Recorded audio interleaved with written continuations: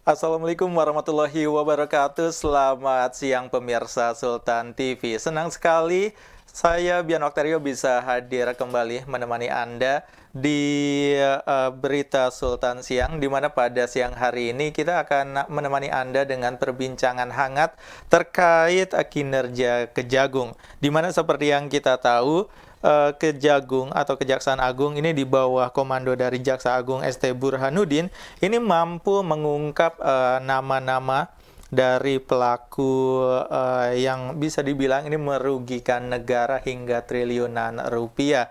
Dan yang terbaru ini terdapat beberapa hasil survei yang justru mengatakan kinerja dari Kejagung ini menurun. Nah, untuk membahas hal ini kita sudah bersama dengan Bapak Abdusi Syakur Amin selaku akademisi dan juga pemerhati publik. Dan langsung saja kita menyapa beliau. Assalamualaikum, selamat siang Pak Syakur.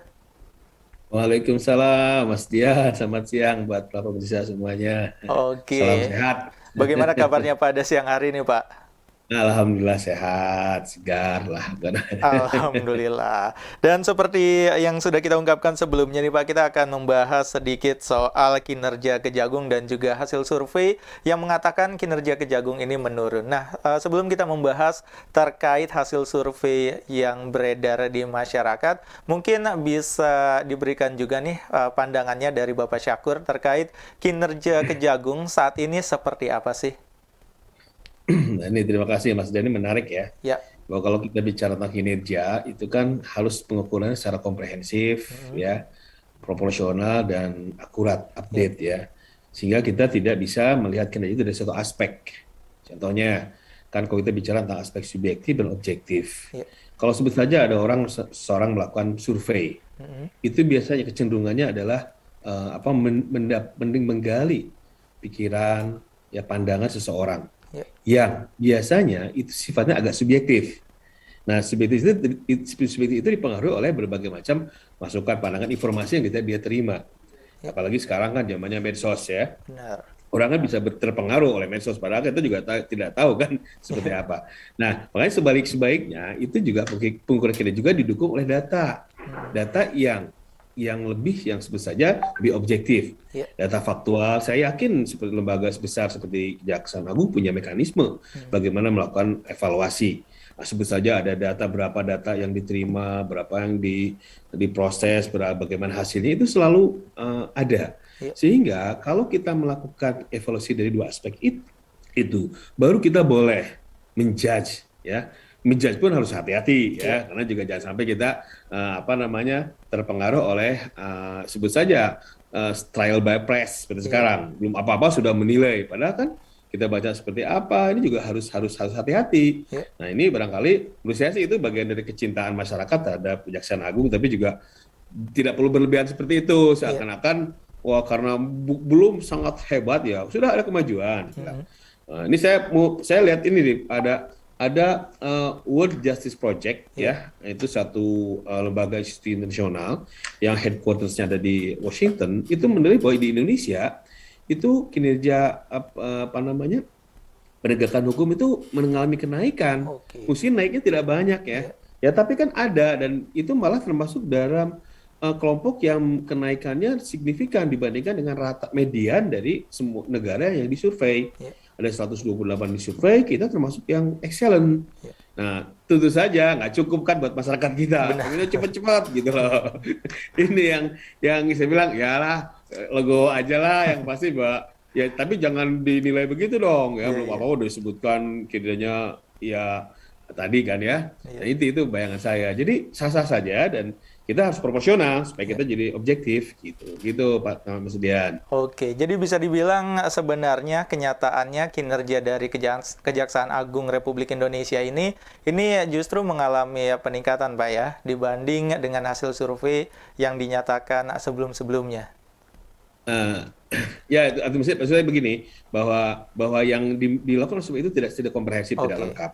Di sisi lain juga, padahal survei yang lain Hmm. diselenggarakan oleh institusi internasional itu malah disebut kita mengalami kemajuan. Iya. Nah, saya melihat bahwa ini survei kan, Iya. itu kan subjektif, saya bilang. Nggak didukung, di situ nggak ada data-data yang diambil dari Kejaksaan Agung. Sehingga menurut saya ya tidak tepat ya, tidak tepat barangkali sederhananya ya. Oke. Gitu Dan maksudnya. sebenarnya kalau melihat hasil survei dari lembaga survei yang sudah ada, ini indikator-indikator apa saja sih yang mungkin dianggap sedikit keliru nih sampai akhirnya mereka menghasilkan hasil survei yang mengatakan Kejaksaan Agung Republik Indonesia ini kinerjanya menurun. Seperti apa, Pak? Nah, ini kan menarik ya. Mas, sekarang ini kan orang tuh seringkali tergiring, Ya, terfokus pada beberapa kasus yang menarik perhatian publik. ya, Kemudian seakan-akan ukuran kinerja suatu institusi dilihat dari itu saja. Padahal kan saya yakin bahwa Kejaksaan Agung itu mengurus bukan hanya satu dua, benar. ratusan ribuan bahkan juga bukan puluhan ribu ya, sehingga secara keseluruhan ya, ya mungkin saja saya bilang mungkin saja ada sesuatu yang memang tidak sesuai dengan harapan masyarakat, karena masyarakat kan kadang-kadang tidak selalu paham dengan apa namanya mekanisme hukum di kita, Benar. bahwa itu melalui proses yang berjenjang mulai di kepolisian, kejaksaan dan pengadilan, dan apa namanya bisa looping ya, Ya, berjalan secara berputar terus.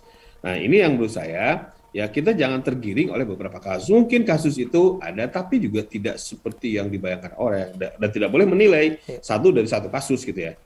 Nah, kita juga lihat ada satu kasus, mohon maaf, yang sebut saja agak krusial, tapi sisi lain juga ada kasus yang besar juga yang berani diungkap oleh Kejaksaan Agung. Itu kan sesuatu yang harus lebih, saya bilang proporsional lah, benar. ya. Ya jangan belum apa-apa udah, ini nggak enak kan, apalagi menilai orang kan, Hmm. seperti tidak menghargai saja. Kita lihat saja proses seperti apa. Dan juga ada, tadi saya bilang ada apa namanya second opinion, data, Hmm. dan juga tadi penelitian yang dilakukan riset oleh institusi kredibel yang ada yang tadi headquarters-nya ada di Washington gitu. Oke, dan sebenarnya ini juga peran masyarakat untuk lebih cermat lagi mungkin Pak ya, untuk menilai seperti apa sih sebenarnya kinerja dari Kejaksaan Agung dan merespon juga hasil-hasil surveinya seperti apa, dan mungkin mencari tahu juga sumber surveinya seperti apa, seperti itu kali Pak ya? Iya, iya. Ya, ya betul betul. Hmm, Ya kan orang kan gini, orang kita kan suka baca kepalanya aja, Mas. Mas iya, Dian, kepala benar. judulnya, udah gitu langsung menilai kan. Hmm, Itu kan nggak boleh. Itu kan jadi masalah di negara kita, masalah literasi itu kan. iya, Orang begitu baca judul selesai. Dia menafsirkan sendiri, ada post-truth itu. benar. Dia membayangkan bahwa seperti yang dibayangkan. Padahal kan tidak begitu. Nah, ini kan salah satu hal yang kita masalahi bersama, dan bukan hanya di kejaksaan, semua Iya, juga begitu. Belum apa-apa udah menilai gitu. Istilahnya apa namanya, langsung menilai dari cover bukunya gitu iya, kan. Ini yang tantangan lah buat kita semua. Dan saya lihat Kejaksaan Agung juga kan bukan lembaga medsos ya, yang benar. lebih bicara pencitraan, tidak kan, dari bekerja smooth, sebut saja agak hati-hati karena kan bisa menyangkut dengan keadilan Iya, dan perlindungan hak asasi manusia, dalam hal ini kerahasiaan. Ini yang menurut saya dilema ya. iya. Ya, tapi ya gitulah, karena kecintaan masyarakat, bang, ekspektasinya sangat tinggi itu kan, Mas Dian. Oke, dan sebenarnya kalau masyarakat ingin mencari tahu sumber informasi terkait kinerja dari Kejaksaan Agung, ini sangat mudahkah untuk mengakses informasinya atau seperti apa nih, Pak? Nah, ini barangkali itu sudah menjadi tugas kejaksaan dan di bawahnya ya. Iya, Karena juga emang kita sering mendengar, tapi tidak sesering. Ya, paling setahun sekali, iya, setahun dua kali, itu kan kalah oleh gaung-gaung yang tadi saya bilang ada kasus khusus, iya, yang orang menganggap bahwa itu tidak ada keadilan, iya, dan juga jadi evaluasi itu nggak tertutupi iya, oleh sesuatu yang kesannya blow up, apalagi kan kalau bicara masalah hukum kan banyak orang yang tertarik di situ iya, ya. Itu juga banyak orang yang pengen ikut-ikutan lah, dalam arti nimbrung karena berkepentingan dalam berbagai aspek.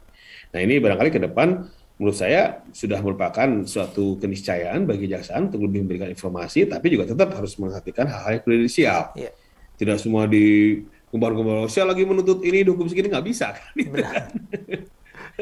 Ya, terus juga nanti saya bilang itu kan ada tiga elemen utama kan, kepolisian, kejaksaan, mahkamah, itu kan semua harus sinergis.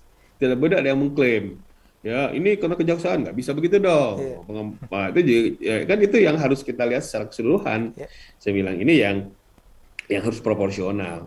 Tapi saya bilang tadi ya, kalau kita bicara penilaian institusi dunia, iya, ini rasanya ada kemajuan meskipun tadi masih sedikit lah gitu, Mas Dian. Oke. Dan kalau dari Bapak sendiri ini menilainya kinerja Kejagung seperti apa sih? Apakah sudah bergerak cepat dan sudah optimal dalam menjalankan tugasnya gitu? Nah, ini juga menarik kan. Saya ini kebetulan kan apa namanya tidak banyak lah berinteraksi dengan apa namanya aparat kejaksaan, cuma melihat dari Ya, luar saja. oke. Ada beberapa yang menarik ya.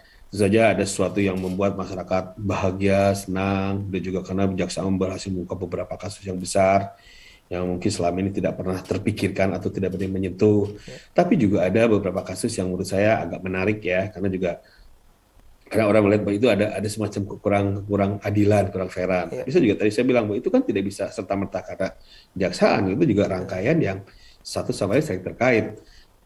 Tapi saya melihat bahwa upaya-upaya yang dilakukan oleh kejaksaan itu juga sudah saya bilang sudah on the right track ya, meskipun juga hasilnya masih belum seperti negara maju ya. Contohnya Ya, begini, kalau kita lihat dari penelitian tadi yang dilakukan oleh institusi internasional itu 10 negara besar yang terbaik itu tidak pernah berubah. ya, Artinya emang mereka sudah punya fundamental hukum yang kuat. Nah, buat negara kita seperti Indonesia, termasuk negara maju itu emang harus berubah secara bertahap, ya. Bertahap untuk bagaimana caranya untuk melakukan perbaikan-perbaikan. Tapi dari beberapa aspek menurut saya ada yang udah ada lelang jabatan. Cuma juga masalah lagi kan, dipermasalahkan lagi ya, kan. Jadi kan ya itu sudah itikat baik gitu lah. benar. Ya tidak akan pernah memuaskan orang. Ada lagi yang minor, padahal kan tujuannya kan baik. Kita bicara tentang Jiwasraya, ada juga yang tapi ada lagi yang minornya. Kan selalu begitu, Mas Mas Dian ya. Benar-benar. Jadi ya saya mah ya teruslah semangatlah ya, menegakkan hukum kan itu adalah amanah kita sebagai makhluk Allah ya yang mendapatkan amanah sebagai khalifah untuk mengatur dunia ini. Ya, itu.